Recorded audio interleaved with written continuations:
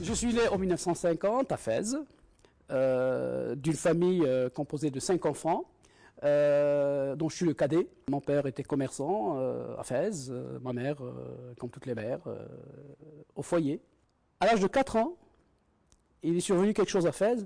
C'était l'incendie de Fès, le fameux incendie de Fès des années 1954, de Qessaïd el-Fès. Ça veut dire que mon père a perdu en une fraction de seconde tout ce qu'il possédait.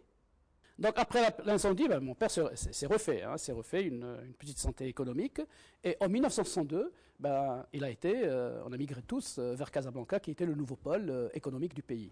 Donc j'ai fait le lycée à Casablanca, au lycée Moulay Abdallah. Et puis finalement, j'ai réussi à avoir mon baccalauréat série lettres modernes.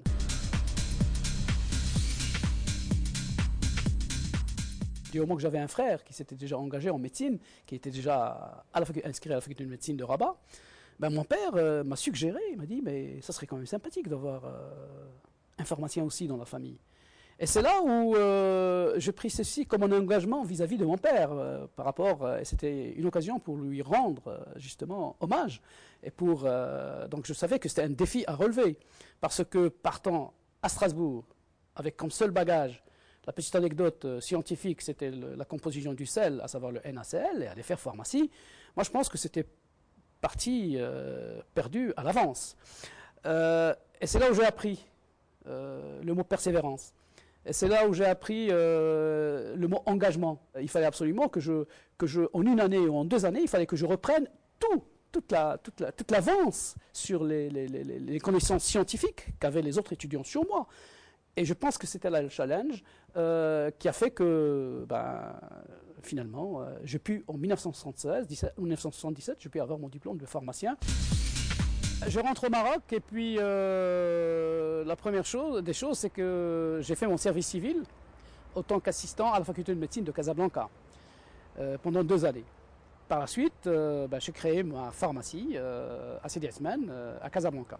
Et puis en 1985, je suis rentré dans un laboratoire familial. C'était pour un peu voir, pour me familiariser un peu avec le domaine pharmaceutique. Et j'y ai pris goût. La preuve, je suis resté pratiquement 5 années. 1992, 2 facteurs ont convergé. Le premier, l'envie de créer quelque chose de nouveau, un nouveau laboratoire. Et la deuxième, c'était l'environnement propice au rapprochement entre l'Union européenne et le Maroc.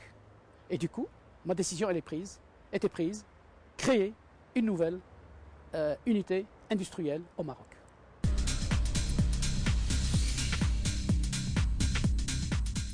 Après avoir trouvé le partenaire, après avoir trouvé le mode de financement, après avoir trouvé les finances nécessaires pour ce projet, des finances autant propres que, comme j'ai dit tout à l'heure, des fonds participatifs, il fallait se mettre au travail pour réaliser le projet. Au départ, énormément d'engagement en termes de finances, et on avait justement en termes de rentabilité, pas en termes de rentabilité, en termes de développement de l'entreprise, qui a pris un certain temps pour démarrer. Donc il fallait arriver à cet équilibre et le plus rapidement possible pour justement assurer la pérennité de l'entreprise.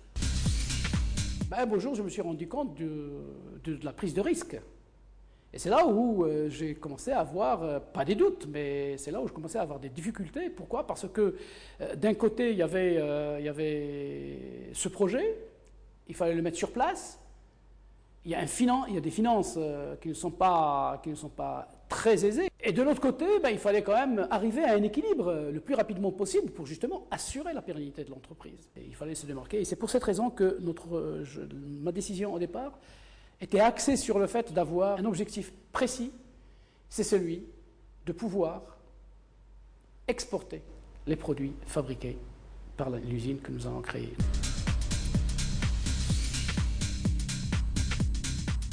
J'ai senti que l'entreprise était sur la bonne voie,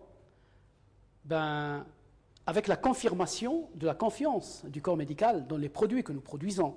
Et c'est pour cette raison que tout l'effort qui a été fourni pour avoir les certifications aussi bien espagnoles au niveau du ministère espagnol, parce que c'est lui qui nous a permis d'ailleurs, qui nous a audité, et aujourd'hui nous avons la possibilité d'exporter tous nos produits sur le territoire européen. C'est justement le fait d'assurer un management moderne qui permet d'ailleurs d'avoir les certifications nécessaires organisationnelles. Et la troisième, justement, est d'ordre social, parce que nous avons inscrit, et j'ai inscrit Iberma, dans la responsabilité sociale de l'entreprise, et qui a été d'ailleurs couronnée par l'obtention du label de la CGM, du label RSE, et donc l'effort a été finalement récompensé.